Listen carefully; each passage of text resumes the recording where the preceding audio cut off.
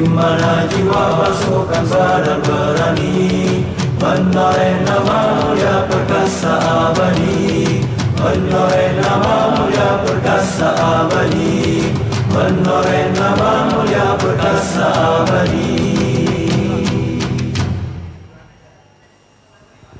Tes satu. Janganlah ragu melangkah maju. Mohon maaf Bapak Ibu sekalian, posisinya ditukar. Ibu-ibu sebelah kiri, bapak sebelah kanan. Sebenarnya posisi sudah betul ya, cuman biasanya. Gimana? Ada apa? Oh ada apa katanya?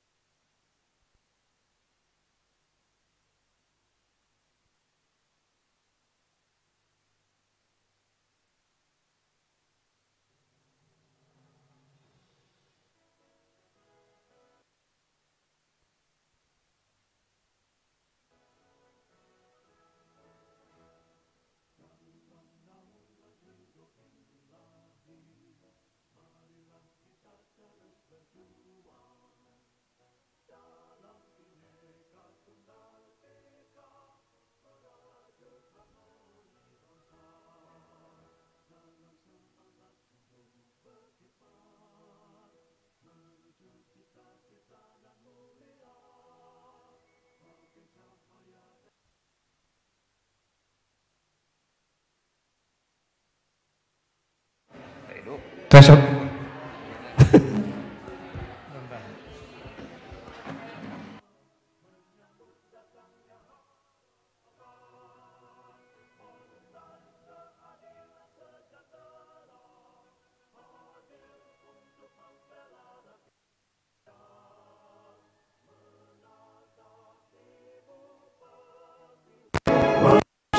Peradaban mulia, partai keadilan sejahtera, tak lelah.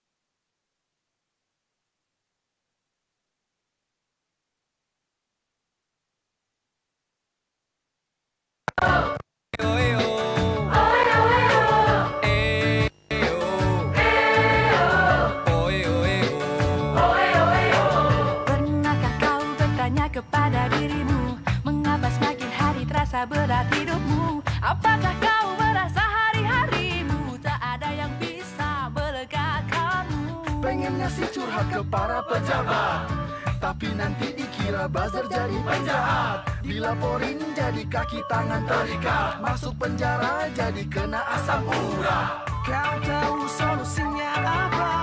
Mau lepas bebas seperti apa? Bicara makmur dan demokrasi, hanya satu solusi. Go PKS Go, Jadi lebih keren untukmu, Go PKS Go, bersama melayani kamu.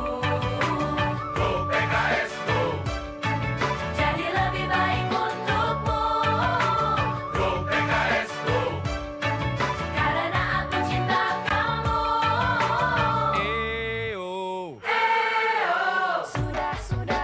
Sudahlah. Cuma PKS dari dulu hingga sekarang. Senang susah ya selalu setia kawan. Pelayan rakyat amanah tak pernah berkurang. Tahu solusinya apa? Mau lepas bebas seperti apa? Bicara makmur dan demokrasi, hanya satu solusi. Go PKS Go, Jadi lebih keren untukmu, Go PKS Go, bersama melayani kamu. Go PKS Go, Jadi lebih baik untukmu, Go PKS Go, karena aku cinta kamu. Janganlah kau ragu, karena aku setia melayanimu. Dua, Go PKS Go, Jadi lebih keren untukmu, Go PKS Go, bersama melayani kamu. Go PKS Go, Jadi lebih baik untukmu, Go PKS Go, karena aku cinta kamu. Go PKS Go, Go PKS, Go PKS Go, Go PKS, Go PKS Go, Go PKS, Go PKS Go, Go PKS, Go PKS.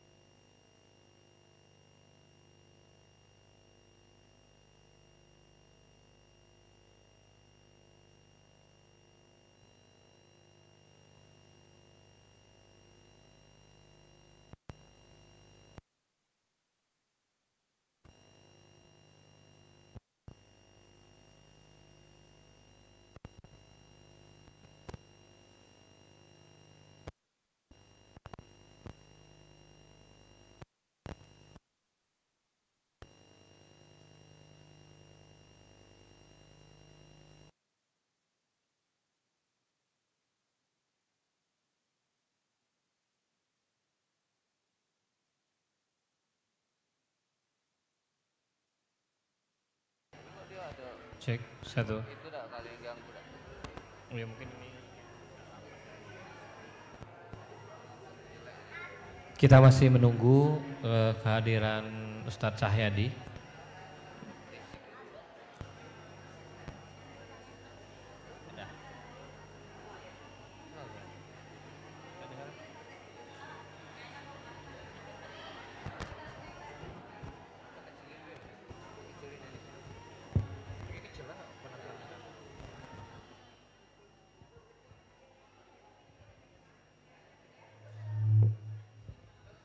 Cek. Ada doorpress kan? Pasangan termuda dengan pasangan tertua.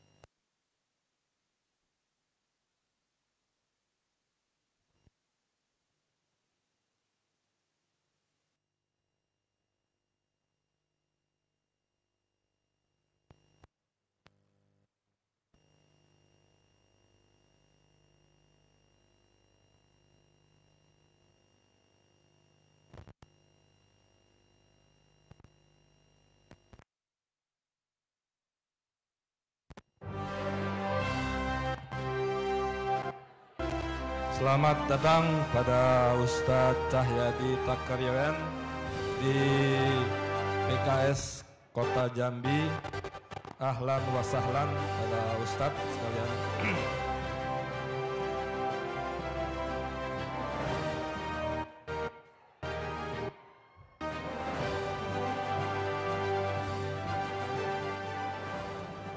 Pada ibu-ibu isi yang di depan, yang di tengah boleh maju ke depan.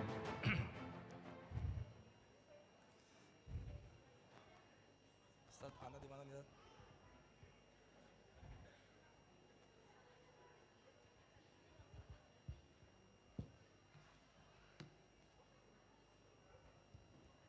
Sekali lagi kami mohon pada ibu-ibu yang di belakang, pas posisi tengah, silakan ke depan.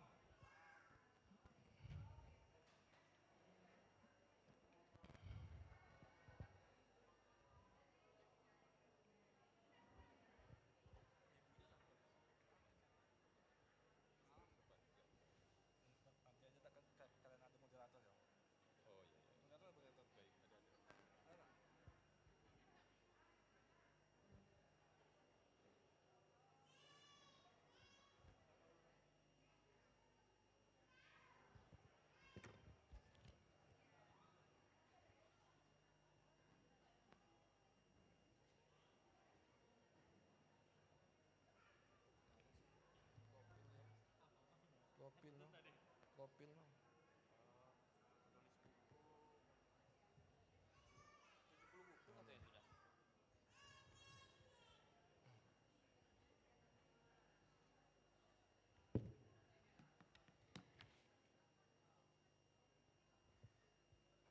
Bismillahirrahmanirrahim.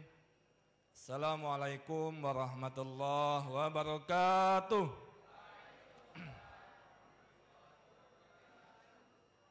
Innal hamdalillah nahmaduhu wa nasta'inuhu wa nastaghfiruhu wa natubu ilaih wa na'udzu billahi min sururi anfusina wa min sayyiati a'malina may yahdihillahu fala mudhillalah wa may yudlil fala hadiyalah.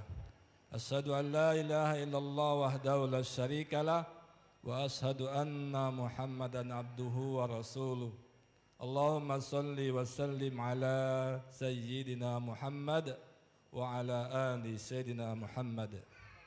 Wa qala ta'ala fi kitabil karim, a'udzu billahi minasy syaithanir rajim. Bismillahirrahmanirrahim. Ya ayyuhalladzina amanu taqullaha haqqa tuqatih wa la tamutunna illa wa antum muslimun. Sadaqallahul azim. yang sama-sama kita hormati Ustadz Cahyadi Takariawan yang sering dipanggil Pak Cah. Ahlan wa sahlan Ustadz di Kota Jambi, tepatnya di DPD PKS Kota Jambi ini. Kemudian ahlan wa sahlan juga bersama Ibu. Ya. Kemudian yang sama-sama kita hormati para pengurus Dewan Pimpinan Wilayah Partai Keadilan Sejahtera Provinsi Jambi yang hadir pada kesempatan hari ini.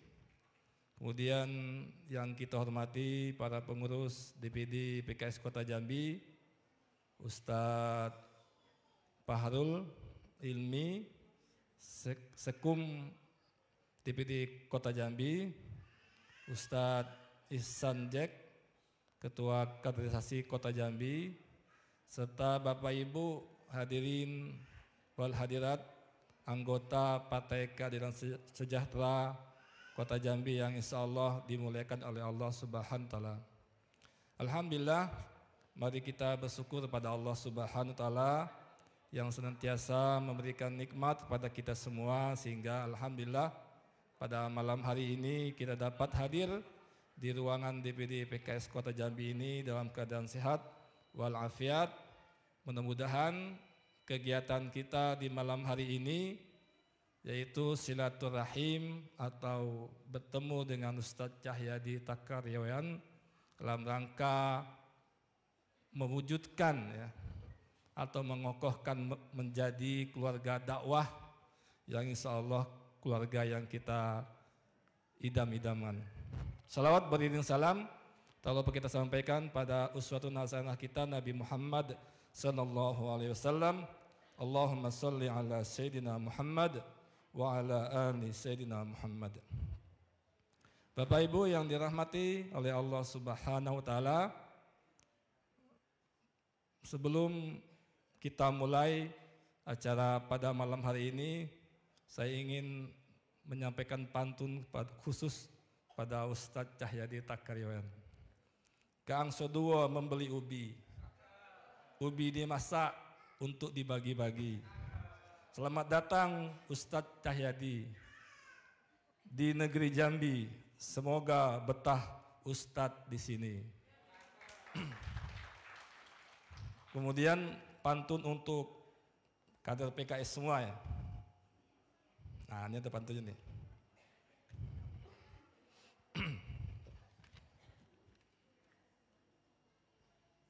Cantik selendang putri Melayu, menata bunga di atas nampan. Kalau pengen Indonesia maju, menangkan PKS pada pemilu yang akan datang. Takbir, Allah.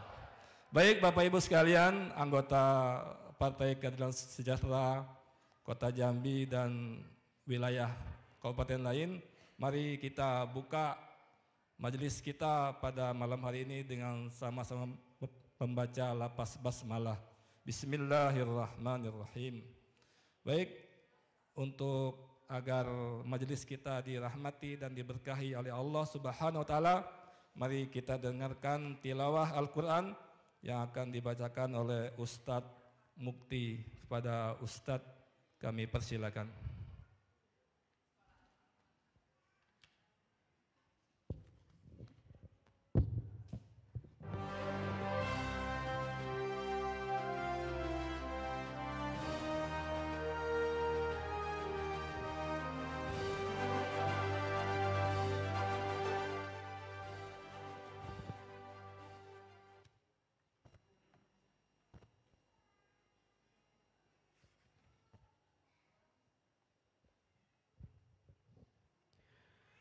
Assalamualaikum warahmatullahi wabarakatuh.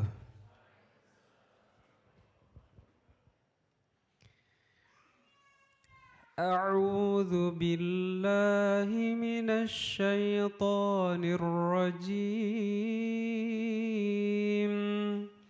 Bismillahirrahmanirrahim.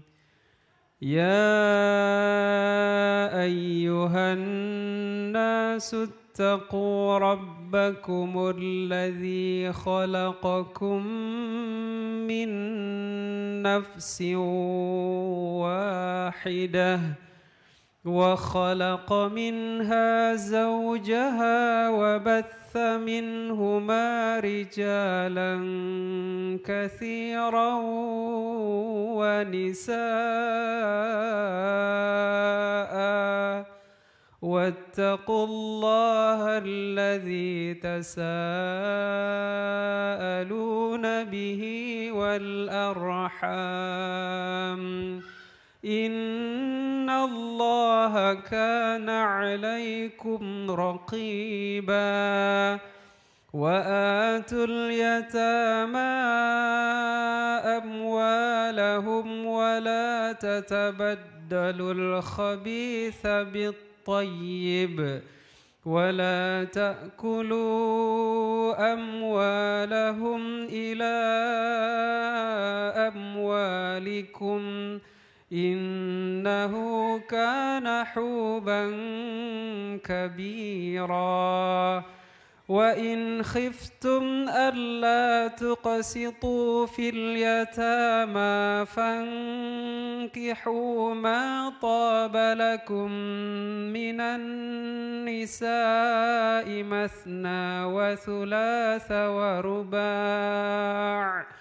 فإن خفتم ألا تعدلوا فواحدة أو ما ملكت أيمانكم ذلك أدنى ألا تعولوا وآتوا النساء صدقاتهن نحلة فإن طبن لكم عن شيء منه نفسا فكلوه هنيئا مريئا ولا تؤتوا السفهاء أموالكم التي جعل الله لكم قياما وارزقوهم فيها واكسوهم وقولوا لهم قولا معروفا وابتلوا اليتامى حتى إذا بلغوا النكاح فإن آنستم منهم رشدا فادفعوا إليهم أموالهم ولا تأكلوها إسرافا وبدارا أن يكبروا ومن كان غنيا فليستعفف ومن كان فقيرا فليأكل بالمعروف فإذا دفعتم إليهم أموالهم فأشهدوا عليهم وكفى بالله حسيبا صدق الله العظيم. السلام عليكم ورحمة الله وبركاته.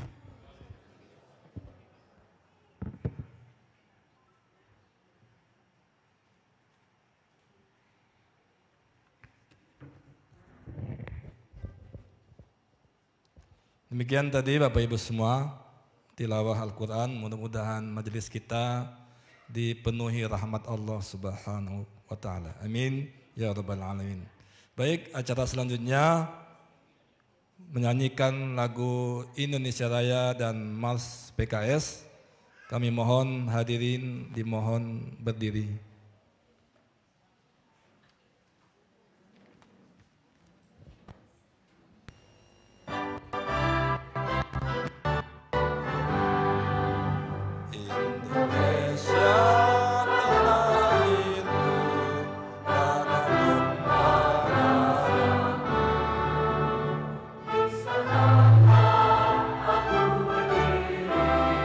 Jangan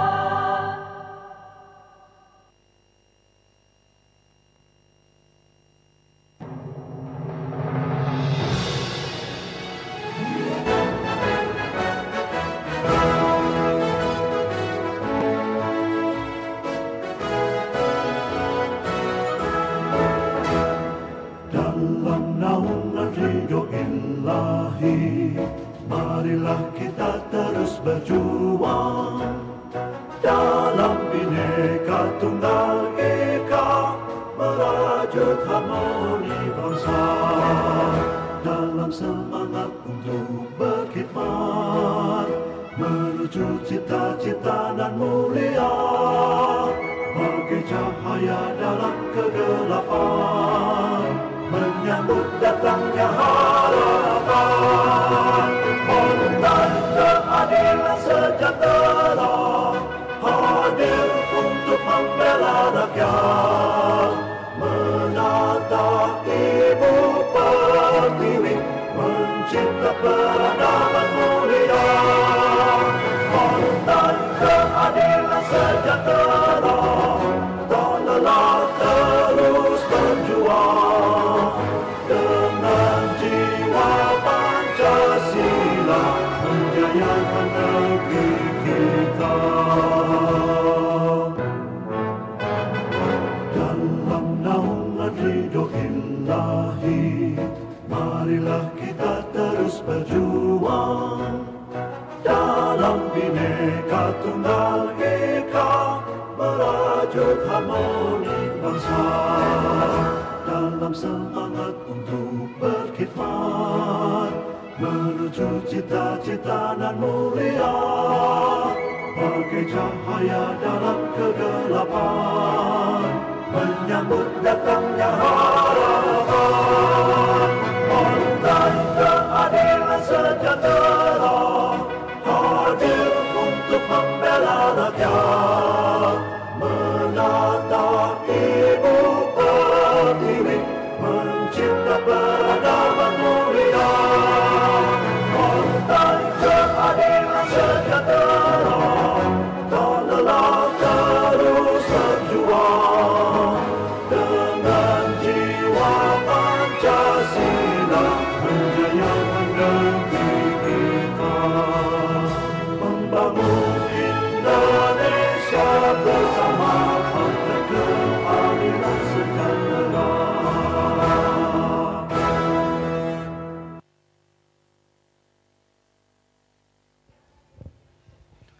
Hadirin dimohon duduk kembali. Masya Allah ya, menggugah patriotisme dan semangat perjuangan ya. Indonesia Raya dan Mas PKS. Baik Bapak Ibu sekalian, kita masuki acara selanjutnya yaitu sambutan oleh pengurus DPD PKS. Dalam hal ini akan disampaikan oleh Ustadz Fahrul Ilmi MPD sebagai Sekretaris Umum DPD PKS Kota Jambi. Pada Ustadz Fahrul kami persilakan.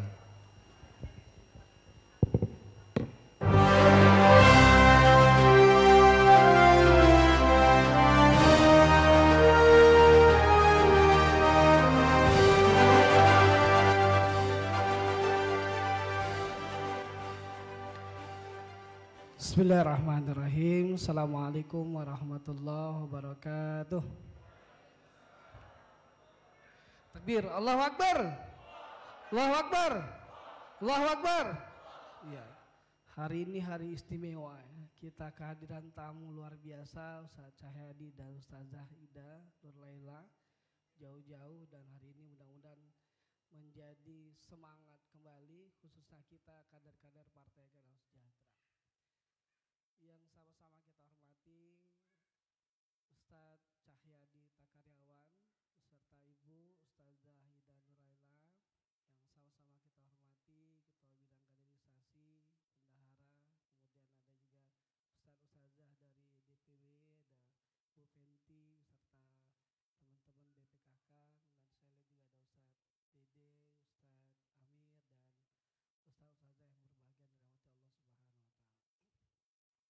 Pertama kami ucapkan permohonan maaf, Ketua DPD belum bisa hadir karena baru pulang dari luar kota, beliau kecapean dan minta untuk diwakilkan.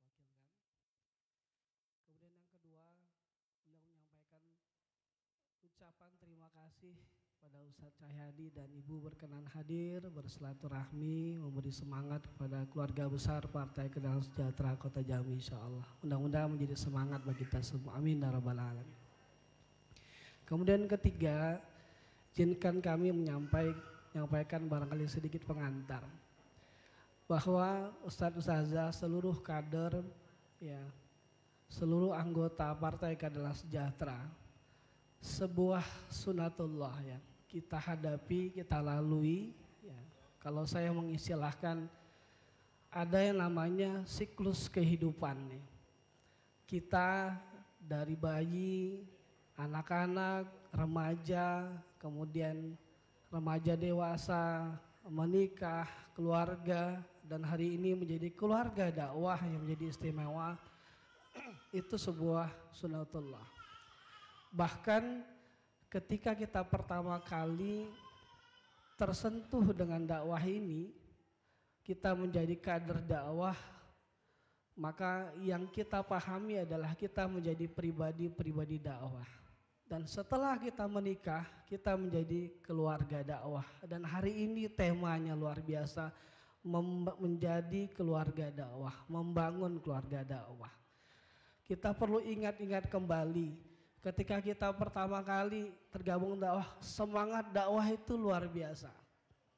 Saking luar biasanya kita, tadhiyah dan jiddiyah selalu diulang-ulang. Saya mohon izin mungkin sebagai pembuka Ustadz Syah. Ketika kita masuk pada fase keluarga dakwah, apakah peran dan posisi kita sebelum kita menikah, sebelum kita berkeluarga yang begitu dahsyat militansinya, begitu luar biasanya aktivitas dakwah, ketika masuk menjadi keluarga dakwah, apakah posisi dan peran kita berubah? Tentu kemudian nanti lebih lanjut dibedah oleh Ustadz Cahyadi. Tetapi menurut saya bahwa ketika kita masuk pada keluarga dakwah, semestinya kita menjadi batu bata yang lebih kokoh mengokohkan dakwah ini.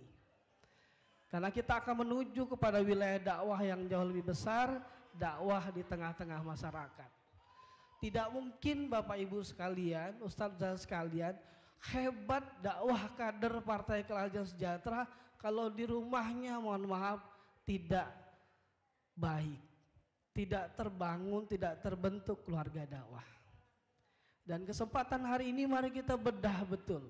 Jangan sampai saya mungkin mengulangi, kader dakwah yang militan pada fase sebelum dia menikah, ketika dia menikah, ketika dia menjadi keluarga dakwah, seperti kehilangan peran-peran dakwahnya. Enggak ketemu peran-peran dakwahnya. Sehingga ketika dicari mana kader dakwah itu adalah si A, si B, si C, balik lagi si A, si B, si C. Hanya itu, hanya itu, hanya itu, hanya itu. Pertanyaannya, di mana kita pada saat ditanya di mana posisi kader dakwah yang militan itu? Nah mungkin pada kesempatan hari ini sangat berharap betul, mudah-mudahan menjadi motivasi, menjadi penguat kita. Kita menjadi kader dakwah, contoh bagi anak-anak kita, contoh bagi istri kita, contoh bagi masyarakat sekitar kita, contoh bagi kader-kader yang lainnya. Insya Allah saya kader dakwah yang insya Allah akan menjadi batu bata dakwah ini. Barangkali demikian sebagai pengantar Ustadz Cahyadi. Barangkali kami berharap betul mudah-mudahan kesempatan hari ini menjadi penyemangat kita semua, menjadi penguat bagi kita semua, sehingga insya Allah Kota Jambi Ustadz Syah, kita punya target menjadi partai pemenang Ustadz. Dulu kita punya target, kita punya kursi 5 kursi Ustadz.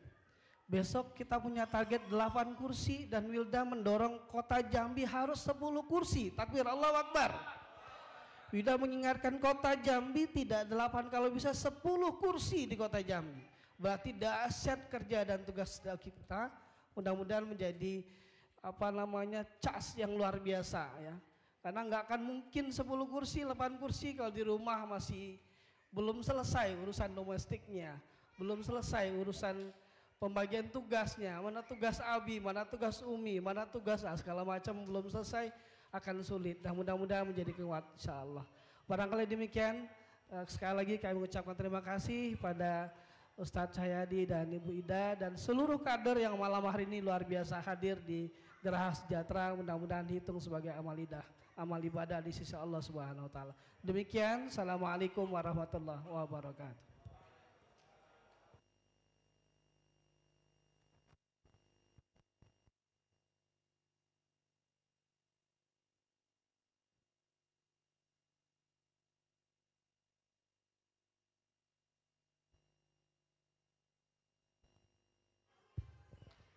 Baik, demikian tadi sambutan dari Ustadz Fahrul Ilmi yang mengingatkan kepada kita bahwa kita menjadi kader dakwah harus kader yang penuh dengan jiddiyah, ya, kesungguhan dan tadhiyah, pengorbanan untuk memenangkan PKS di 2024.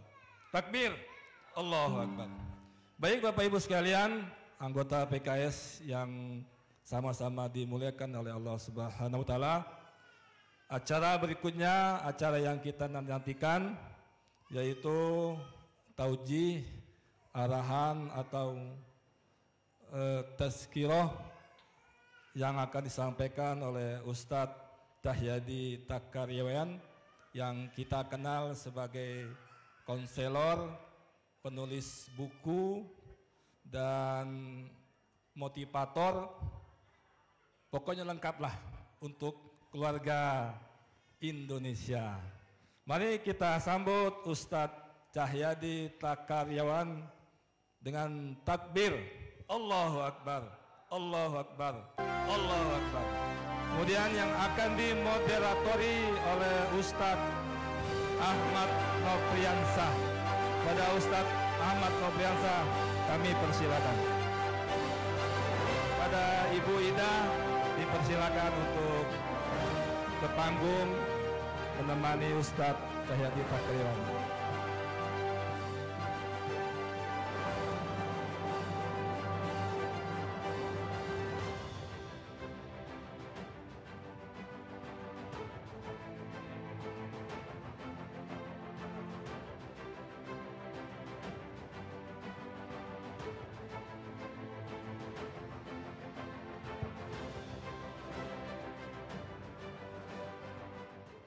Oke, baik, bismillahirrahmanirrahim. Assalamualaikum warahmatullahi wabarakatuh.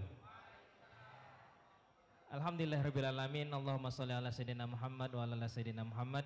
Asyhadu an la ilaha illallah wa asyhadu anna Muhammadan abduhu wa rasulun nabiyya ba'da. Qala Allahu ta'ala fil Qur'anil Karim, bismillahirrahmanirrahim. Ittaqullaha haqqa tuqatih wa la tamutunna illa antum muslimun. Alhamdulillah, pada malam hari ini Allah Subhanahu wa taala masih mempertemukan kita dalam keadaan sehat walafiat. Sama-sama kita menuntut ilmu bersama dengan Pak Cahyadi Takaryawan dengan Bu Ida. Mudah-mudahan pertemuan kita pada malam ini memberikan sebuah semangat baru bagaimana menjadi keluarga-keluarga dakwah yang siap berjuang dengan sebaik mungkin, yang siap melakukan yang terbaik apa yang bisa kita berikan. Tanpa memperpanjang lebar karena waktunya juga sudah malam, kami langsung mintakan kepada Pak Cah dengan Bu Ida untuk bisa berbagi dengan kader dan simpatisan Kota Jambi Partai Keadilan Sejahtera. Kepada Pak Cah kami silakan, Pak.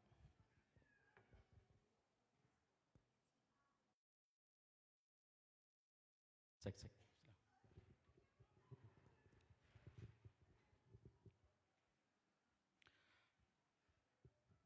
Jalan-jalan ke Kota Jambi. Jangan lupa makan tempoyak. Kalau ingin suara melejit tinggi, semua kader harus bergerak. Jalan-jalan ke Kota Jambi, jangan lupa makan durian. Kalau ini bukan pantun ya, ini keinginan, kalau ini keinginan.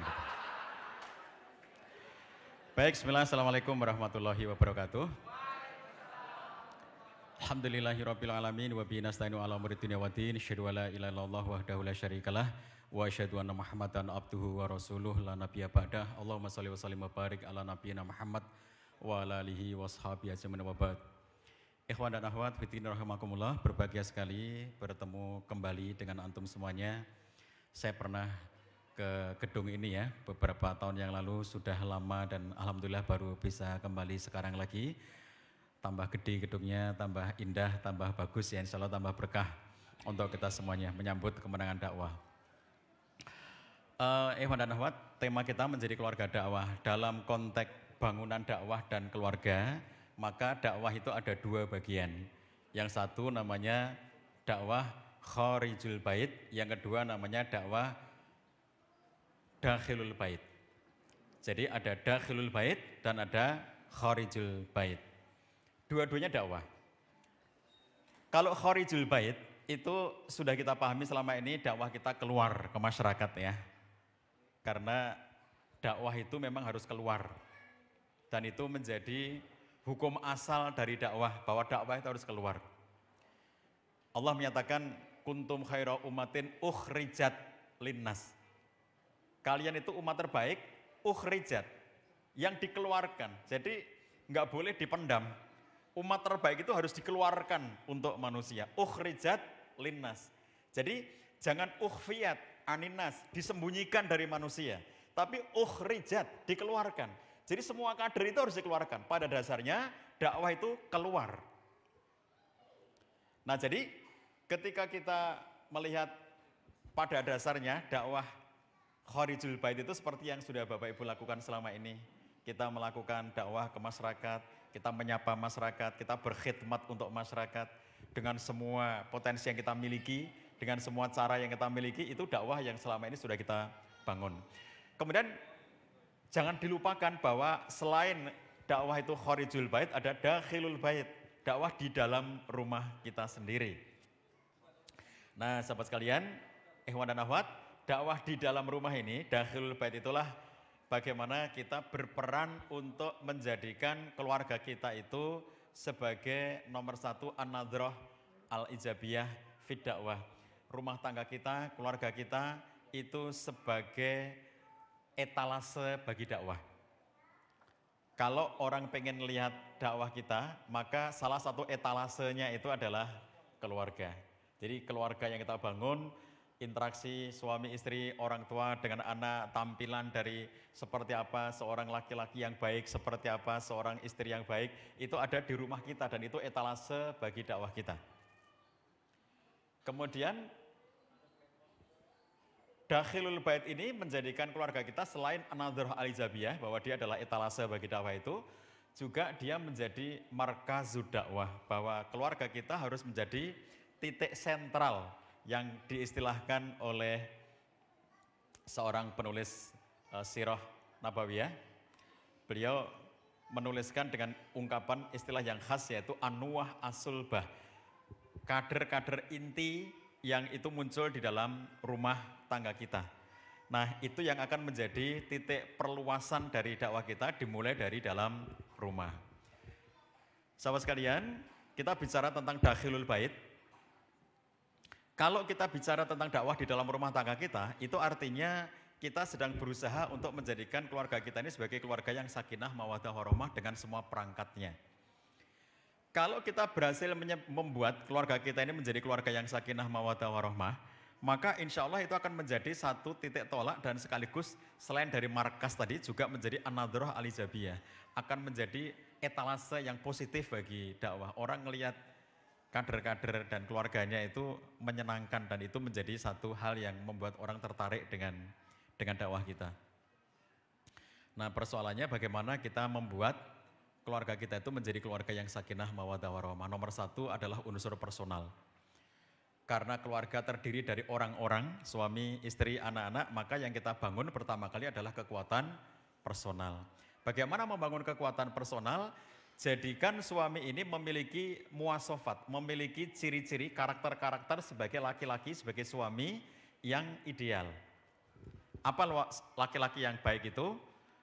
Kalau Allah SWT menyatakan ar-rijalu qawwamuna 'alan nisa, laki-laki itu qawwam atas kaum perempuan.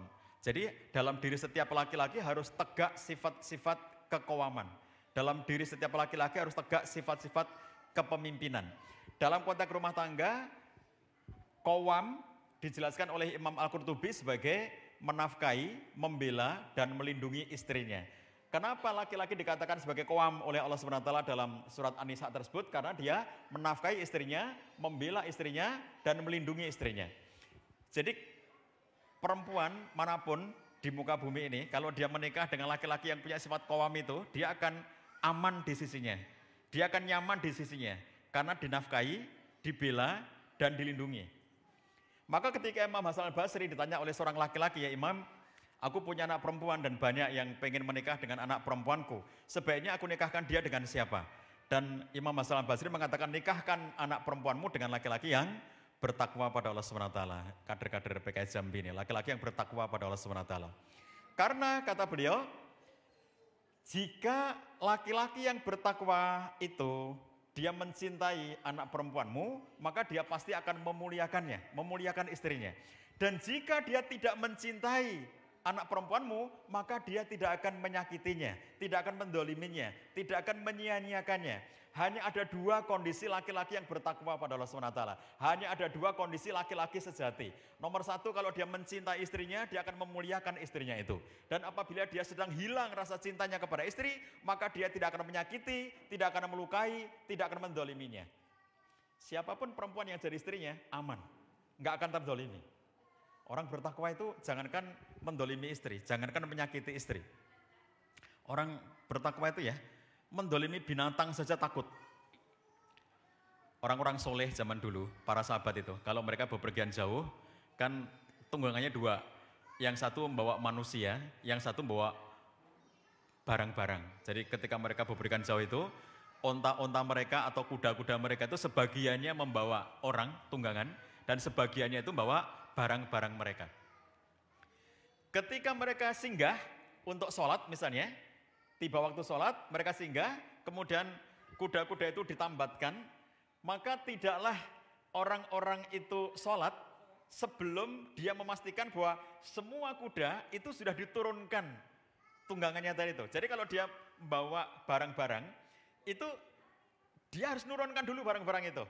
Jadi jangan sampai kalau kuda yang bawa manusia, manusianya turun, tapi kuda yang bawa barang, lalu dia masih berdiri sambil bawa tunggangannya, gara-gara tunggangannya itu barang-barangnya nggak bisa nurunkan diri sendiri gitu. Jadi dia nggak akan tenang sholatnya jika masih ada binatang yang terbebani pada saat mereka semuanya istirahat. Orang soleh itu nggak berani mendolimi orang lain. Maka seorang laki-laki soleh, Anda mungkin tidak pernah membayangkan bagaimana tangisnya Umar bin Khattab, karena Umar itu seorang laki-laki yang sangat pemberani, sangat hebat, sangat kuat. Tidak ada manusia berani sama Umar bin Khattab, kecuali istrinya ya. Nggak ada orang berani sama Umar bin Khattab. Pada saat dakwahnya masih Siriyah, dia sudah mengatakan kepada Rasulullah, ya Rasulullah, alasna alal haq. Bukankah kita semuanya itu berada dalam kebenaran? Benar ya Umar bin Khattab. Bukankah mereka itu orang-orang dalam kekafiran? Benar ya Umar bin Khattab. Lalu kenapa kita bersembunyi seperti ini waktu masih dakwah Siriyah? Nahnu qalil, kata Nabi SAW, kita masih sedikit gitu. Izinkan kami untuk menyampaikan dakwah terang-terangan, nggak boleh, kata Nabi SAW. Waktu itu belum boleh. Sampai kemudian turun ayat untuk menyuruh kaum muslimin berdakwah secara terang-terangan. Di saat orang semuanya masih takut, Umar sudah menyampaikan keberaniannya, menyampaikan dakwah secara terbuka. Ketika Nabi SAW menyuruh para sahabat untuk hijrah dari Mekah menuju Madinah dengan sembunyi-sembunyi, jangan tampakkan, berkegiatan seperti biasanya, berpakaian seperti biasanya, jangan membawa perbekalan supaya nggak dicurigai. Jadi kamu bepergian seperti bepergian hari-hari. Jadi orang tidak ada yang curiga bahwa kalian itu sedang mobilitas menuju Madinah. Semuanya pergi diam-diam, kecuali Umar bin Khattab.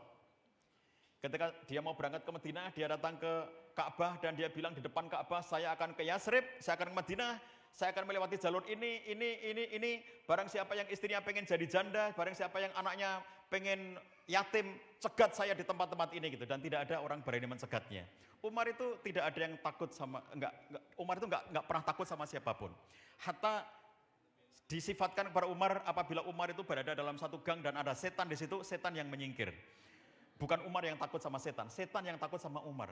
Coba bayangkan bagaimana seorang laki-laki segagah itu. Dia punya tangisan kepada Allah SWT. Di masa kepemimpinannya, bagaimana kalau ada seekor onta mati di sungai Efrat sana, itu tanggung jawabku, onta dipikirin sama Umar. Tangisnya Umar adalah tangis tanggung jawab. Jadi seorang laki-laki, seorang pemimpin, dia berpikir tentang bahwa nanti jangan-jangan dia mendolimi. Suatu malam capek banget, mau tidur, nggak bisa. Nangis dia. Dan Sayyidah Atikah, istrinya bertanya kepada dirinya, ya Khalifah, apa yang terjadi padamu? Kenapa kamu menangis? Aku telah ditunjuk, aku telah terpilih menjadi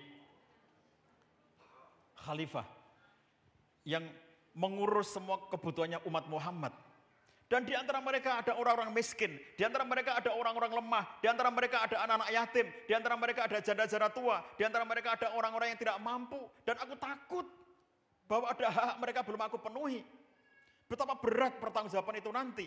Dan Umar adalah laki-laki yang ketika dibacakan padanya yauma yaqumun nasu lirabbil alamin, maka kemudian Umar itu pingsan. Dan dia ketika bangun ditanya kenapa kamu pingsan mendengar ayat itu, dan dia mengatakan madza taqulu ghadan, apa yang nanti Umar sampaikan di depan Allah Subhanahu wa taala kalau Allah bertanya kepada dirinya. Tangisnya Umar adalah tangis seorang laki-laki yang dia takut bahwa dia mendolimi orang yang dipimpinnya. Jadi kalau ada laki-laki yang melakukan KDRT, kalau ada suami yang melakukan kekerasan kepada istrinya, evaluasi pertama kali kepada dirinya itu adalah apakah dia laki-laki yang bertakwa kepada Allah. Karena kalau bertakwa kepada Allah, dia takut mendolimi siapapun, apalagi kepada pihak yang harusnya dibela dan dilindunginya. Jadi untuk menciptakan keluarga yang sakinah mawaddah warahmah, nomor satu suaminya ini harus dibina dulu supaya menjadi suami yang soleh, laki-laki sejati, yang dia takut berlaku aniaya kepada istrinya, dia takut berlaku aniaya kepada anak-anaknya. Laki-laki seperti ini memberikan ketentraman, keamanan, kenyamanan kepada siapapun yang dipimpinnya. Maka ketika Allah menyuruh, memerintahkan kaum laki-laki, menunjuk kaum laki-laki sebagai pemimpin, supaya dia menjadi pemimpin yang baik, dilengkapi dengan perangkat akhlak yang dinyatakan oleh Nabi SAW, khairukum li ahlihi wa ana khairukum li ahli. Sebaik-baik kalian adalah yang paling baik kepada keluarganya. Dan aku, Nabi SAW, adalah yang paling baik kepada istriku. Dalam hadis yang lainnya, Nabi SAW mengatakan, akmalul mu'minina imanan ahsanuhum khuluqan. Orang mukmin yang paling baik, yang paling kuat imannya adalah yang paling baik akhlaknya. Wa khiyarukum linisaihim khuluqan. Yang terbaik akhlaknya di antara kalian adalah yang paling baik akhlaknya kepada istrinya. Khiyarukum linisaihim khuluqan. Laki-laki terbaik di antara kalian adalah yang terbaik akhlaknya kepada istrinya. Jadi ciri dari laki-laki sejati adalah dia lembut kepada istrinya, dia baik kepada istrinya, dia support kepada istrinya, dia membela istrinya, dia melindungi istrinya, sehingga istrinya menjadi nyaman di sampingnya. Imam Malik rahimahullah mengatakan, wajib bagi setiap suami untuk menjadikan dirinya sebagai orang yang paling dicintai oleh istrinya. Jadi wajib bagi dirinya untuk mengkondisikan agar istrinya itu menjadikan dirinya sebagai orang yang paling dicintai. Maka kalau laki-laki ini sudah berperan seperti itu, sudah memiliki karakter seperti itu, kelak dia akan bisa mendapatkan surga tertinggi. Para ulama mengatakan seorang laki-laki bisa mendapatkan surga tertinggi dari rumahnya sendiri, yaitu ketika dia bisa berlaku baik kepada istrinya. Jadi dia menjadi laki-laki terbaik dan bisa mendapatkan surga tertinggi dari rumahnya sendiri. Karena itulah khairukum li ahlihi. Terbaik di antara kalian itu adalah yang paling baik kepada keluarganya. Maka bagi yang belum keluarga, mudah-mudahan segera berkeluarga ya, sebelum pemilu 2024. Supaya menang kita ya. Nambah suara ya. Kemudian nomor 2-nya adalah istri. Kalau tadi nomor 1-nya suami, nomor 2-nya istri. Sebagaimana suami, maka istri pun harus istri yang bertakwa pada Allah SWT. Ditanyakan kepada Nabi SAW, qila li Rasulillahi SAW, ayunisai khair. Ya Rasulullah, siapakah perempuan yang paling baik? Dan jawaban Nabi adalah, allati tasurruhu idza nadhara. Salah satu ciri dari perempuan terbaik itu, kata Nabi SAW, adalah yang menyenangkan jika dipandang. Tasurruhu idza nadhara, saratka idza nadharta. Menyenangkan jika dipandang. Menyenangkan siapa ibu-ibu? Menyenangkan siapa? Suaminya siapa? Menyenangkan jika dipandang. Perempuan terbaik adalah yang paling menyenangkan jika dipandang. Dipandang siapa? Suaminya siapa?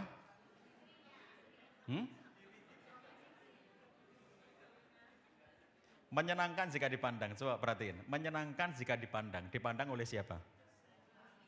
Suaminya siapa?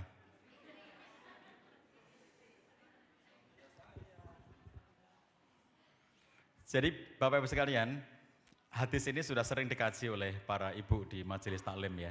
Tapi Coba perhatikan konsekuensinya apa ibu-ibu sekalian dari hadis ini. Sarotka allati tasurruhu idza nadhara. Sarotka idza nadharta. Menyenangkan jika dipandang. Di antara hal yang menyebabkan suami sakinah di rumah adalah ketika melihat istrinya itu menyenangkan ketika dipandang.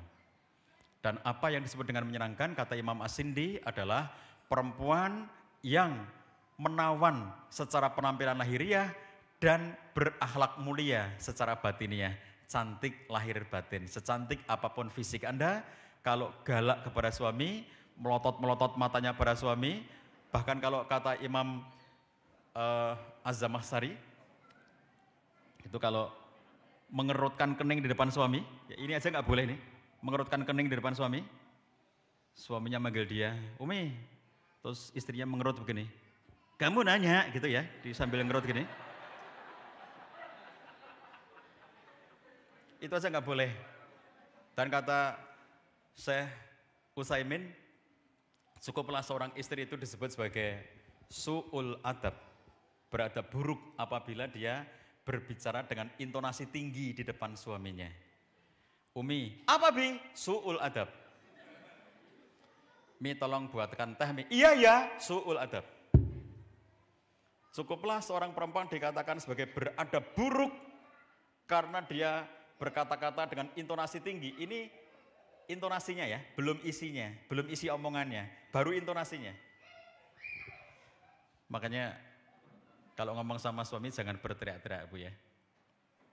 Kalau suaminya ngomong dengan nada apa, kamu harus di bawahnya ya. Perhatikan ada dasar suami itu do re mi fa sol la si do. Itu dia nadanya apa, kamu harus di bawahnya supaya tidak su'ul adab. Konsekuensi dari allati tasru idza nadhara adalah Anda tampil menyenangkan suami, dan itu suami sendiri, suami masing-masing. Ngerti nggak konsekuensinya? Suami masing-masing tadi loh. Jadi konsekuensinya apa? Kalau Anda pergi ke sini atau pergi kemanapun, ya, Anda dandan, maka konfirmasi Anda, entah Anda sedang di rumah atau di luar rumah, konfirmasi pertama kali itu kepada suami. Karena ketika Anda ke sini itu Anda tidak punya kewajiban sama sekali untuk menyenangkan siapapun orang yang melihat Anda di sini. Nggak ada kewajiban Anda. Kewajiban Anda adalah menyenangkan suami Anda. Jadi sebelum berangkat Anda berdandan, lalu kemudian Anda konfirmasi kepada suami, Abi, kalau baju begini bagus enggak? Suaminya sambil main handphone gitu, bagus gitu katanya ya. Terus kalau aku pakai kerudung begini dengan baju begini, match apa enggak Bi? Match katanya gitu sambil main handphone gitu. Nah karena suaminya nggak pernah peduli dengan penampilan istrinya, maka istri nggak pernah konfirmasi kepada suaminya ya, dia make gitu aja gitu. Padahal kewajiban Anda sebagai istri itu menyenangkan suami Anda, jangan dibatasi. Misalnya Anda mengatakan menyenangkan jika di rumah, enggak ada batasan di rumah itu. Di rumah atau di luar rumah sama aja. Anda keluar rumah itu bukan menyenangkan orang yang sedang di luar rumah. Anda berdandan apapun, dandanan Anda keluar rumah itu tidak untuk menyenangkan siapapun orang yang nonton Anda di luar rumah sana. Itu untuk menyenangkan suami Anda. Makanya suami yang harus menilai itu dandanan patut apa tidak, menyenangkan apa tidak. Termasuk yang perlu ibu-ibu pahami, allati tasru idza nadhara itu menyenangkan jika dipandang oleh suami. Konsekuensi apa? Konsekuensinya adalah bukan menyenangkan diri Anda sendiri. Jadi ketika suami belikan baju untuk istrinya, terus Anda ngelihat, hah kok kayak gini gitu ya. Masa Umi dikasih baju kayak begini, emang kenapa? Ini kan baju kampungan kayak gini, Umi nggak mau pakai gitu ya. Loh emang kenapa kalau kampungan, kalau memang suami Anda suka dengan itu, karena dia memang kampungan, emang kenapa? Jika dengan Anda memakainya dia bahagia, itu tugas Anda. Jadi kadang-kadang, ya ini bedanya antara orang sudah menikah dengan yang belum menikah. Ini kalau ada akhwat yang belum menikah, berbahagialah ya. Anda punya kelebihan yang tidak dimiliki oleh orang yang sudah menikah. Ya. Jadi setiap dari kita itu punya kelebihan. Yang sudah menikah punya kelebihan yang tidak dimiliki oleh orang yang belum menikah. Dan yang belum menikah punya kelebihan yang tidak dimiliki oleh orang yang sudah menikah. Kelebihan Anda yang belum menikah adalah Anda bisa mengatakan be yourself. Jadilah dirimu sendiri.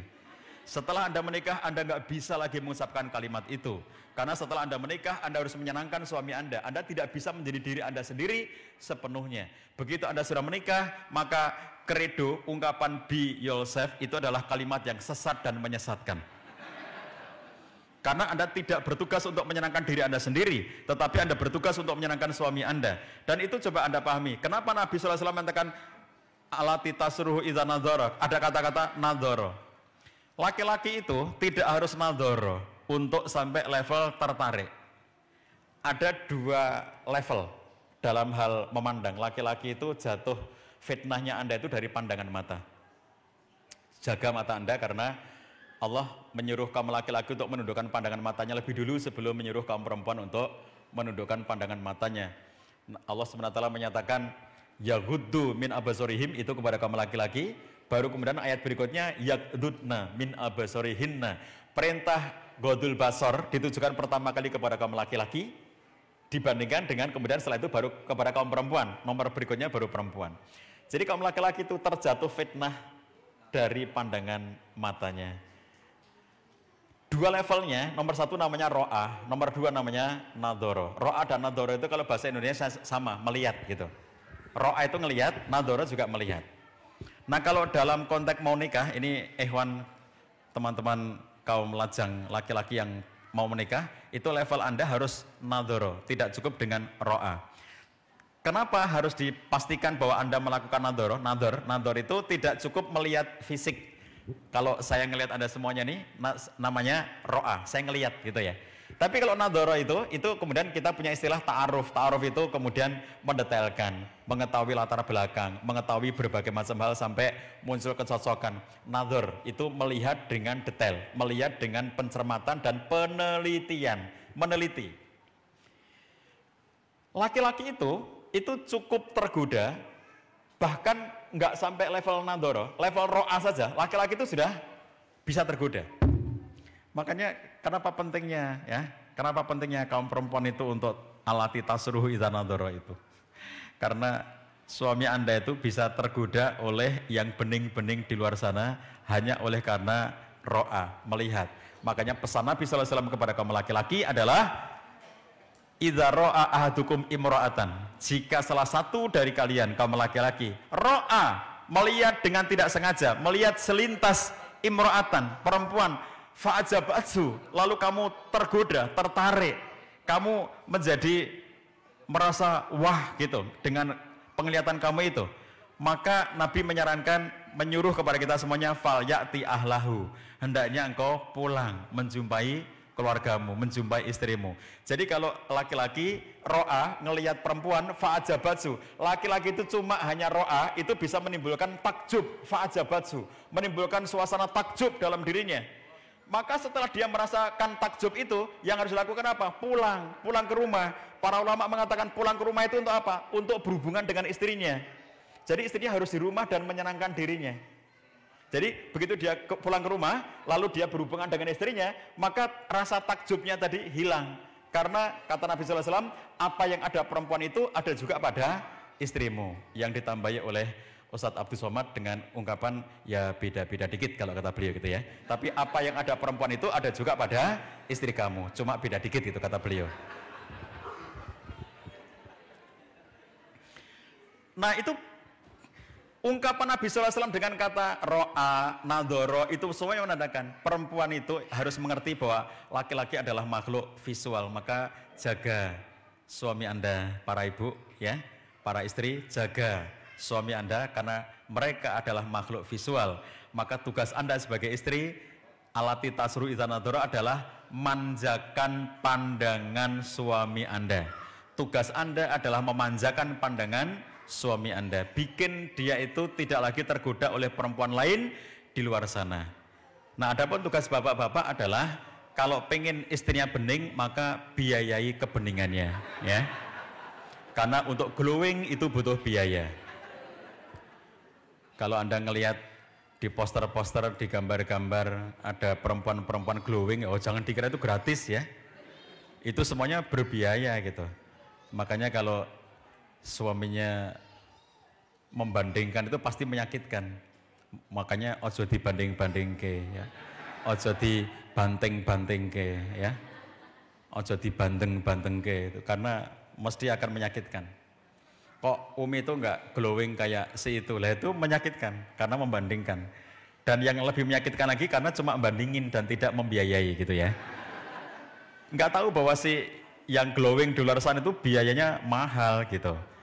Maka kalau Ibu-ibu ya, kalau suami Anda memeluk dengan mesra dan mengatakan aku mencintaimu apa adanya, itu artinya aku tidak kuat membiayai glowingmu gitu ya. Nah jadi kalau bapak-bapak tidak kuat membiayai glowing istrinya, jangan diejek ya. Kalau Anda nggak kuat membiayainya itu jangan diejek, jangan direndahkan, jangan dibanding-bandingkan. Udah terima aja, itu nasib kita masing-masing gitu ya. Nikmati aja gitu. Nah ini suami dan istri ya, suami soleh, istri solihah.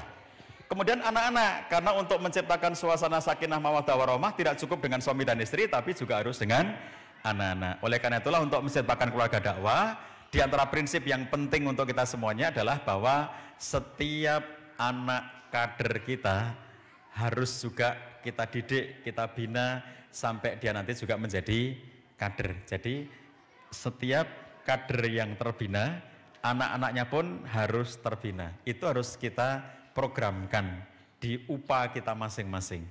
Di setiap UPA kita peduli dengan anak-anak kita. Kalau ibu-ibu, bapak-bapak UPA, itu misalnya satu UPA isinya berapa? 8 orang, 7 orang, ya, atau ada yang 10 orang. Taruhlah misalnya Anda bertujuh gitu ya, seperti UPA saya itu bertujuh gitu. Kalau kita bertujuh itu jangan kalau ketemuan terus sembunyi gitu ya. Maksudnya bertujuh terus di pojok terus kemudian tidak terhubung dengan anggota keluarga itu. Jadi kalau ibu-ibu misalnya lagi UPA di rumah salah satu gitu, sebelum ngumpul bertujuh itu datang dulu menyapa. Kalau di situ ada anaknya disapa anak-anaknya. Kalau di situ ada ibu bapak yang sudah tua disapa mereka.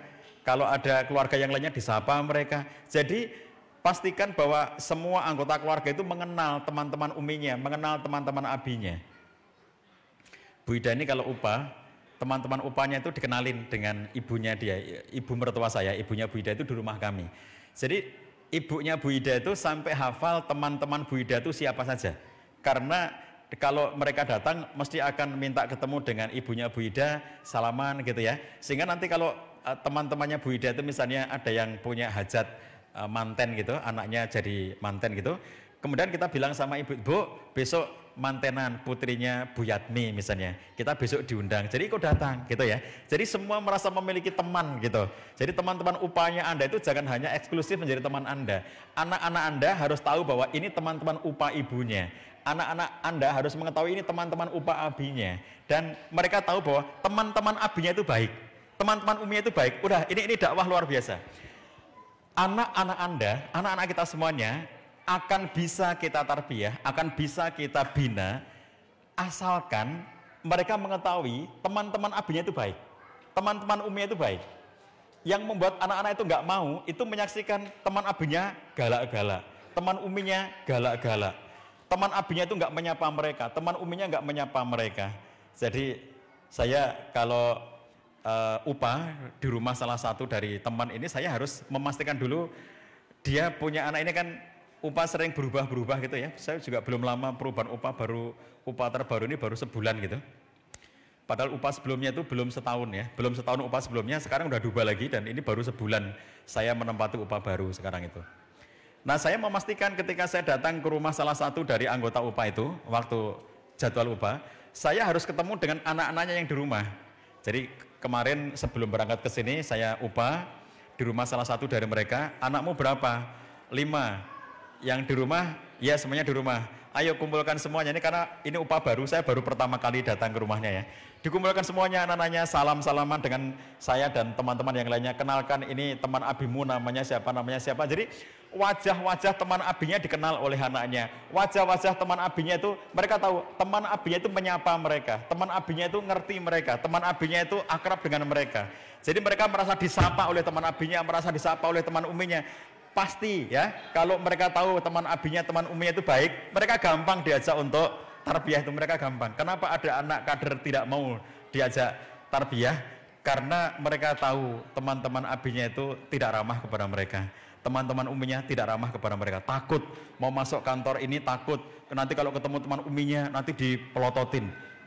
Ketemu teman abinya dipelototin, itu ada ahwat kok pakainya kayak begitu, itu ada anak kader kok pakainya kayak begitu, itu lalu sudah dipelototin, jadi dia merasa insecure, merasa nggak nyaman. ciptakan lingkungan yang paling nyaman untuk anak-anak kita semuanya. Pasti mereka akan senang di sekitar kita.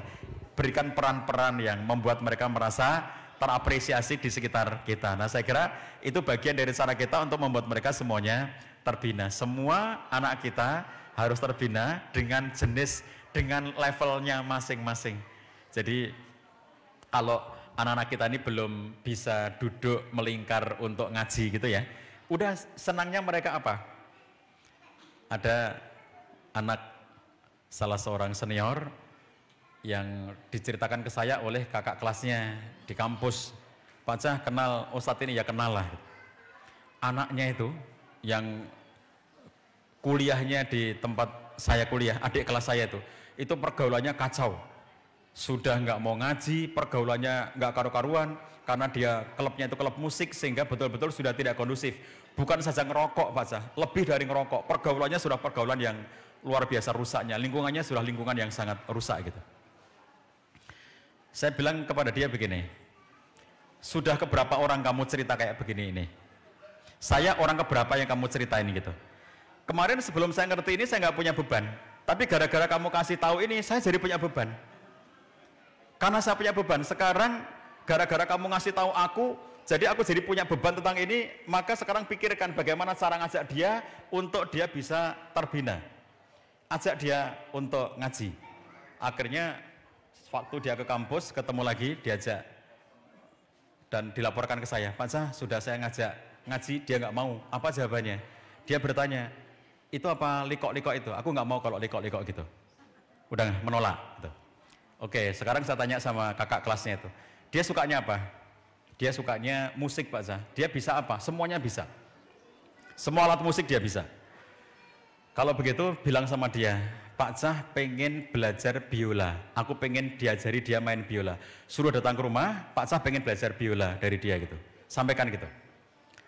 Dia ketemu lagi, dia bilang, Pak Cah pengen diajari biola. Bisa nggak kamu datang ke rumahnya Pak Cah ngajari biola? Anak ini bilang, mana mungkin Pak Cah belajar biola? Nggak mungkin lah katanya gitu. Bener Pak Cah bilang begitu. Kamu datang aja, datanglah anak itu ke rumah saya. Lalu dia bertanya, Pak Cah bener pesan mau belajar biola? Bener, saya bilang. Pak Cah serius mau belajar biola? Serius, kenapa emangnya? Jadi Pak Cah tidak melarang main musik. Enggak, siapa melarang, saya bilang gitu. Jadi dia punya pendapat, dia tuh ngerasa bapak ibunya melarang dia main musik. Lalu kemudian lingkungan bapak ibunya itu semuanya tidak mendukung dia main musik. Akhirnya dia merasa terpencil. Makanya dia merasa terjauhkan dan akhirnya dia menghindar dari komunitas ayah ibunya itu. Saya bilang, emang ada apa dengan musik? Ayo nanti kita tampilkan di rumah kami itu. Kami punya ruangan separuhnya ini kira-kira ya. Separuhnya ini itu kami punya ruangan dan di situ kami punya sekolah ayah, sekolah ibu, sekolah fikih gitu. Itu macam-macam kami bikin di situ. Nanti saya tampilkan teman-teman kamu itu pada saat acara sekolah ayah. Akhirnya kami undang dan senang banget merasa diapresiasi. Tidak pernah menyangka bahwa saya ngundang grup musiknya dia untuk tampil di acara saya. Itu satu hal yang bagi dia itu luar biasa gitu. Setelah dia tampil sekali, saya bilang sama dia, kamu lagu-lagunya yang religius mas ya, karena ini acara sekolah ayah jadi lagu-lagunya religius. Oh siap Pak Cah, lagunya religius. Lalu kemudian penutupan sekolah ya, kami undang lagi. Dan dia tampil lagi, dan saya pesan nih, religius mas ya, religius. Akhirnya lagunya religius semuanya. Setelah mulai tampil religius itu, dia semakin sering diundang oleh banyak komunitas untuk tampil di acara-acara yang religius itu. Lalu akhirnya, karena anak ini sering ke rumah akhirnya, bahkan ketika salah satu acara pernikahan anak saya, dia juga kami undang lagi. Dan pada saat itulah dia mendeklarasikan, dia bilang gini, Pak Cah, sekarang akhirnya saya pecah kongsi dengan teman-teman itu. Sekarang saya membentuk grup baru karena mereka tidak mau pindah ke jalur religi. Jadi akhirnya kami yang mau saja. Ada berapa orang? Ada 5 orang. Alhamdulillah 5 orang. Dan akhirnya 5 orang itulah yang buat grup baru. Terus kemudian bahkan salah satu penyanyinya cewek itu, dia mau berkerudung, mau nyanyi religi segala macam, sudah berpindah. Dan kemudian setelah itu saya bilang sama dia, Mas kamu kan sudah mulai jalur religi, jadi kamu harus mau ngaji ya, supaya nyanyian kamu itu nggak cuma nyanyi, tapi kamu ngerti maknanya, kamu bisa menarasikan isinya gitu. Oh ya, tapi itu yang liko-liko itu Pak. Bukan, ini bukan liko-liko itu. Pokoknya kamu ngaji aja, karena ini untuk membuat supaya kamu ngerti tentang Islam gitu. Oh ya siap aja.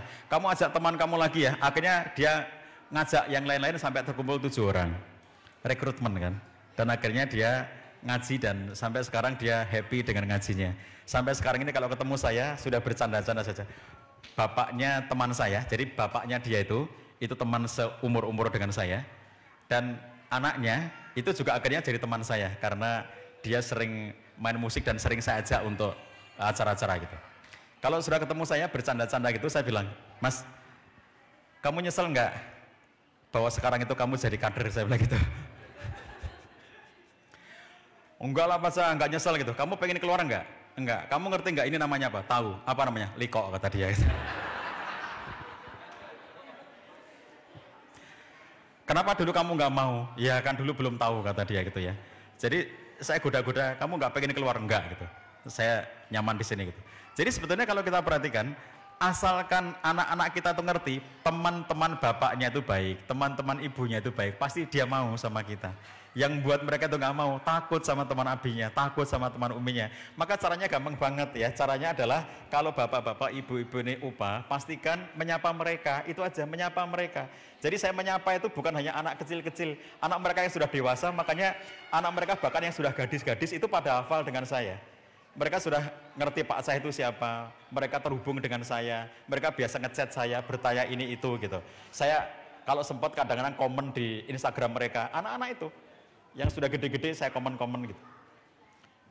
Jadi kalau kita perhatikan, ini bagian dari cara kita secara kolektif untuk membina anak-anak kita secara keseluruhannya. Tanggung jawab di orang tua, tetapi kita ciptakan lingkungan agar keluarga dakwah ini mewujud di lingkungan kita masing-masing. Jadi kalau kita mulai dari yang paling kecil, misalnya taruhlah di kota Jambi ada berapa kecamatan, di setiap kecamatannya kita memastikan bahwa semua anak kader kita di tempat itu, dia sudah ikut dalam forum-forum pembinaan. Itu akan menjadi bagian dari cara kita menjadikan keluarga dakwah. Demikian kita teruskan dengan dialog. Assalamualaikum warahmatullahi wabarakatuh.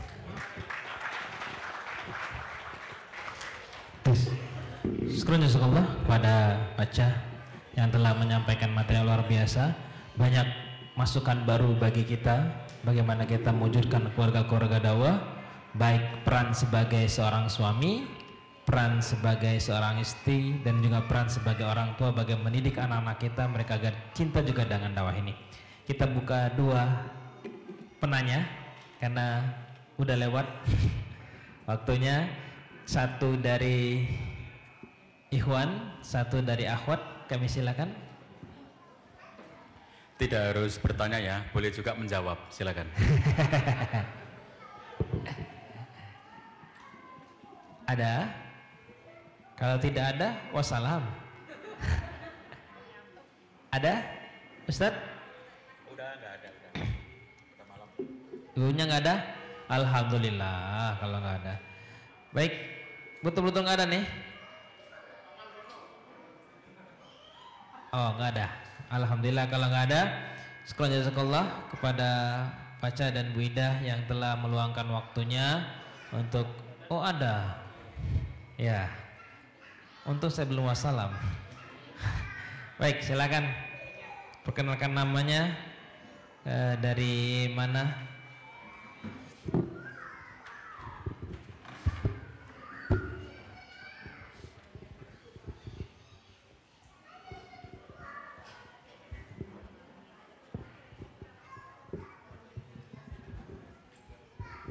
Assalamualaikum warahmatullahi wabarakatuh. Nama saya Ilham dari Simpang Rimbo. Saya mau bertanya, Pak. Misalnya saya punya pacar atau pasangan yang belum sah secara syariat, apa bisa saya mengakui pacar saya itu sebagai seorang istri?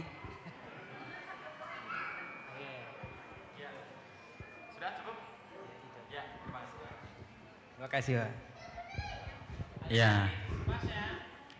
Terima kasih ya Bapak ya. Jadi kalau disebut suami istri itu karena sudah akad nikah ya.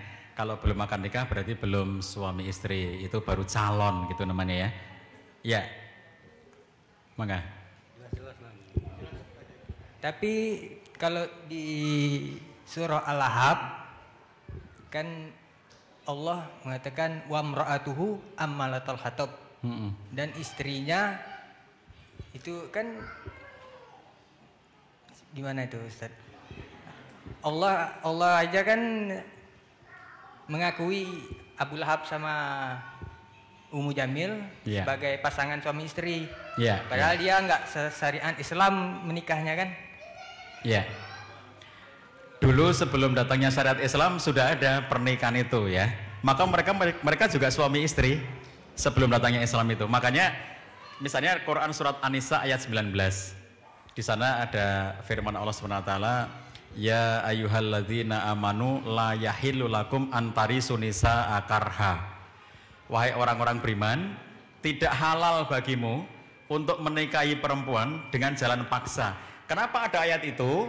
Karena dulu sebelum datangnya Islam, orang-orang itu kalau ada seorang perempuan ditinggal mati sama suaminya, lah berarti sudah suami istri kan? Ada suami istri itu sebelum datangnya Islam. Ada syariat-syariat sebelumnya gitu. Jadi syariat-syariat sebelum Islam yang mereka gunakan, syariat sejak zaman Nabi Ibrahim, ada pernikahan, mereka juga mengenal nikah itu. Tetapi setelah datangnya Islam, ada bagian-bagian yang diralat dalam Islam. Contohnya misalnya ketika seorang perempuan mati, suaminya mati, lalu kemudian pada waktu itu orang-orang zaman jahiliyah itu menjadikan janda ini sebagai rebutan. Enggak ditanya-tanya mau apa enggak, langsung dijadikan sebagai istrinya, dinikah sama dia. Tapi kan tidak dengan syariat Islam nikahnya itu. Mereka menikah dengan cara mereka sendiri. Nah kalau mereka menikah, lalu kemudian setelah datang syariat Islam itu enggak boleh lagi cara seperti itu. Setelah syariat Islam enggak boleh ada laki-laki mengambil istri dengan jalan paksa. Kemudian wala ta'duluhunna litadhabu bi ba'di ma ataitumuhun illa ayatina bi fahishatin mubayyinah. Perilaku masyarakat jahiliyah itu masih dikoreksi lagi oleh Allah SWT dalam ayat berikutnya bahwa mereka itu adalah orang-orang yang apabila mengambil istri dengan jalan paksa, lalu setelah itu ketika dia berada pada situasi yang sudah lelah, sudah bosan gitu, lalu kemudian dia ceraikan istrinya itu dengan semena-mena, dibuang gitu aja, dicerai gitu aja dengan semena-mena sambil disuruh mengembalikan sebagian dari apa yang sudah diberikan oleh laki-laki itu. Jadi waktu ngambilnya maksa, waktu membuangnya semena-mena. Nah itu juga nggak boleh setelah datangnya Islam. Maka setelah datangnya Islam itu ada bagian-bagian yang diatur. Di antaranya adalah bahwa untuk menikah itu harus dengan prosedur sesuai dengan syariat Islam. Jadi bahkan kita lihat ya di konteks masyarakat pada umumnya, mereka juga mengenal yang namanya pernikahan dengan syariat mereka masing-masing. Istrinya juga disebut sebagai istri, suami juga disebut sebagai suami gitu. Tapi kalau dalam konteks syariat yang disebut dengan suami dan istri yang sah menurut syariat hanya apabila dia sudah melaksanakan prosedur akad nikah sesuai dengan ajaran Islam. Kita ngelihat orang-orang di luar kita yang tidak beragama Islam, mereka juga suami istri, mereka juga menikah, tapi kan syariatnya berbeda. Nah kemudian juga bahkan orang tidak beragama sekalipun mereka juga punya ikatan-ikatan semacam pernikahan. Tetapi ikatan-ikatan semacam pernikahan itu tentu berbeda dalam konteks Islam karena syariat yang membedakannya. Jadi setelah datangnya syariat Islam itu apa-apa yang ada terdahulu sebagiannya diteruskan karena dianggap masih relevan dan sebagian yang lain itu direvisi dengan datangnya syariat Islam itu untuk menggantikan syariat-syariat sebelumnya. Nah jadi ini kewajiban kita sebagai umat Nabi Muhammad ya, karena ada syariat yang sudah ditetapkan, maka kita gunakan syariatnya Nabi Muhammad itu untuk menjalankan pernikahan. Demikian. Baik, syukron jazakallah pada Paca yang telah memberikan jawaban, mudah-mudahan terpuaskan. Mau nanya lagi Mas? Pas 2 ya, Mas Margono terakhir.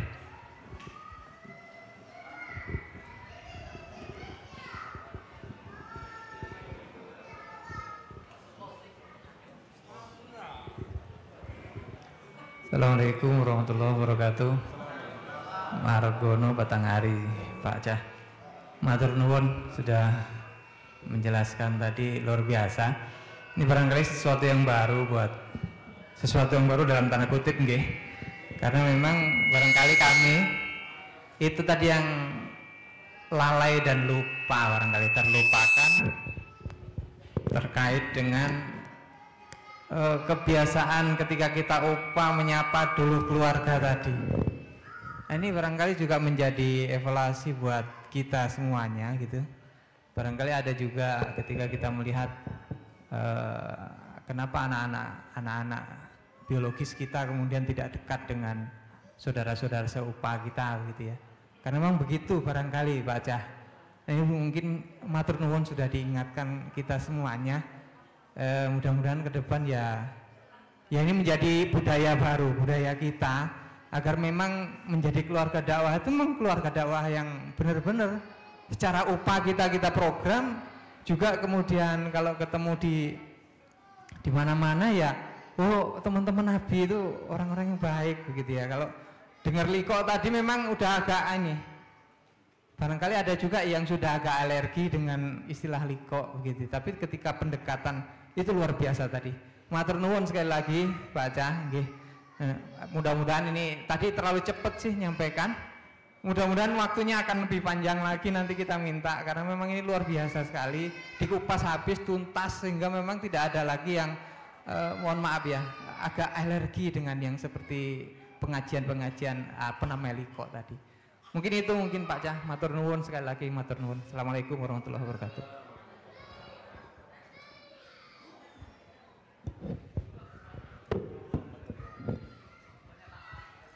Baik, bukan pertanyaan, ucapan makasih gitu ya. Baik, alhamdulillah saudara sekalian udah di akhir sesi, dan juga kita mengucapkan terima kasih banyak kepada Pak Cah dan Bu Ida yang telah meluangkan waktunya. Mudah-mudahan mereka berdua selalu sehat, Allah lindungi dan Allah berikan keberkahan dalam hidup mereka, memberikan kebahagiaan bagi Pak Cah dan keluarga, anak cucunya. Dan mudah-mudahan juga Allah selalu menjaga kita dan keluarga menjadi lebih baik.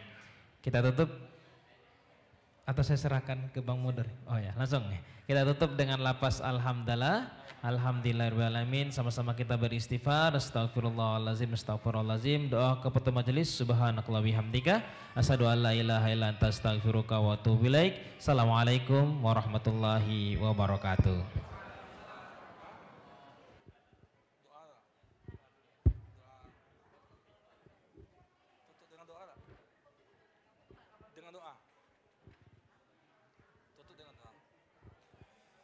Baik, luar biasa ya, sudah kita dengarkan dari Ustadz Cahyadi Takriban tentang menjadi keluarga dakwah tadi, luar biasa. Mudah-mudahan kita semua menjadi keluarga dakwah yang saling mengokohkan satu sama yang lain. Amin ya rabbal alamin. Baik, Bapak Ibu sekalian, kita tutup kegiatan kita pada malam hari ini dengan pembacaan doa. Untuk pembacaan doa kami mohon pada Ustadz Suparno, pada Ustadz kami persilakan.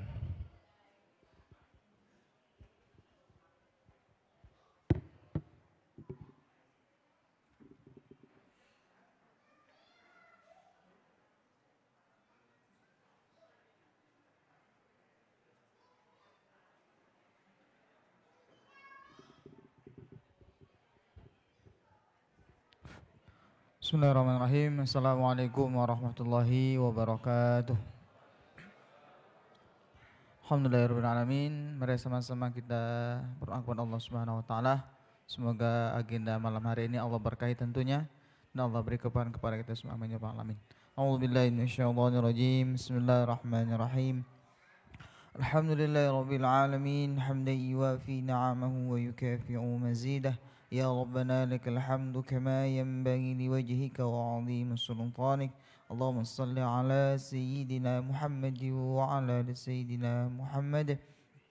Allahumma ighfir lana dhunubana wa liwalidina warhamhum kama rabbawna shighara.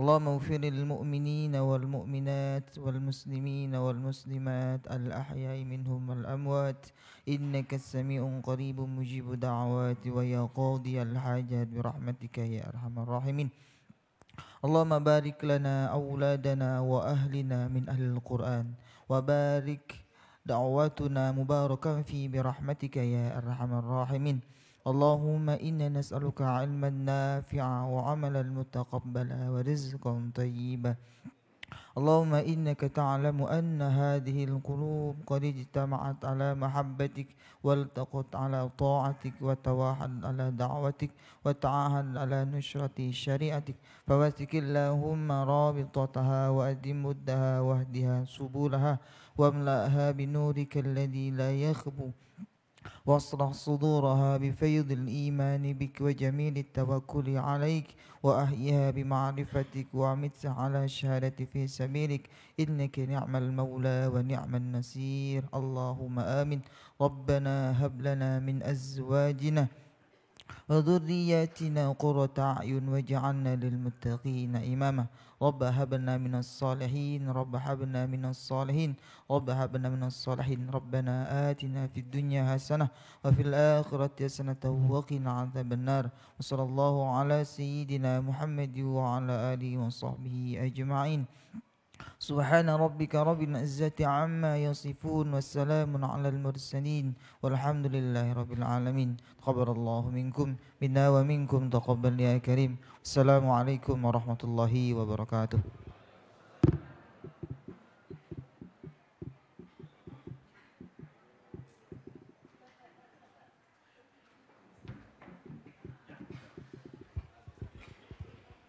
Demikian tadi Bapak Ibu sekalian pembacaan doa, mudah-mudahan apa yang kita panjatkan kepada Allah Subhanahu wa taala dikabulkan oleh Allah Subhanahu wa taala. Amin ya rabbal alamin. Baik Bapak Ibu sekalian, untuk penutup acara pada malam hari ini, nanti setelah ditutup kami mohon pada Ustadz Cahyadi untuk foto bersama para anggota PKS semuanya. Karena ini momen penting bagi kita semua agar ingat terus menjadi keluarga dakwah itu penting bagi kita. Baik, Ibu Hajah pergi mengaji, pulang-pulang bawa bingkisan. Saya akhiri acara ini, terima kasih atas perhatian. Burung Irian, burung cendrawasih, cukup sekian dan terima kasih. Kita tutup dengan hamdalah. Alhamdulillahirabbil alamin.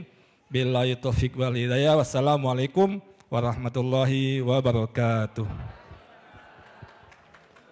Pada Ustaz, pada ini humas yang ngatur nih.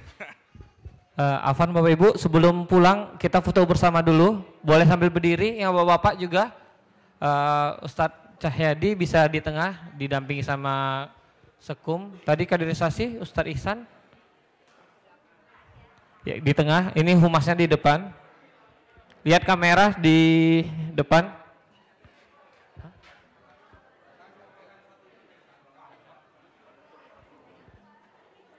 Ya Bapak Ibu yang di belakang boleh ngadep ke sini.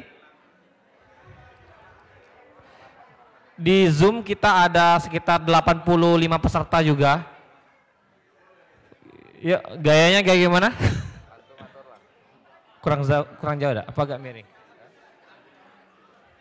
Boleh kepalkan tangan aja Bapak Ibu. Yang di belakang boleh ikut agak ke depan lagi biar dapat semua. Oke, hitung 1, 2, 3. Lihatnya ke kamera ya. 1, dapat gak semua? Coba lihat bentar. Agak nyerong kali ya. Oke, ya terima kasih Bapak Ibu semuanya. Tadi kita juga siarkan live di Facebook kita di PKS Kota Jambi.